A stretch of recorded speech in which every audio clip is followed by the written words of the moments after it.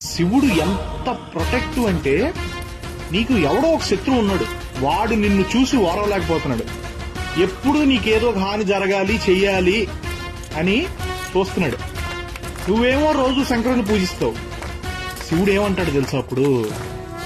నా ఎగ్జిస్టెన్స్ ని నమ్మి నేను ఉన్నానని మనసా వాచా కర్మణ నమ్మి కొలిచే నా భక్తుడికి హాని చేయాలని చూస్తే వాడు తప్పు చేసినా సరే, ఐ మెన్షన్ ఇట్, వాడు తప్పు చేసినా సరే నాకు వదిలే, నువ్వు వేయగలిగిన దానికన్నా పెద్ద శిక్షే వేస్తా. తండ్రిగా నా భక్తుల మీద నాకు ఆ హక్కు ఉంది.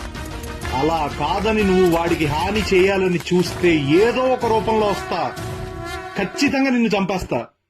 ఆ చంపడం కూడా అలా ఇలా కాదు, మళ్ళీ ఇంకో జన్మెత్తాలి అన్నప్పుడు నీ ఒంట్లో ఆఖరి రక్తపు కణం కూడా బెదిరి చచ్చేలా చంపుతా అంటాడు శంకరుడు. అంత ప్రొటెక్టివ్ అండ్ అంత ప్రేమ.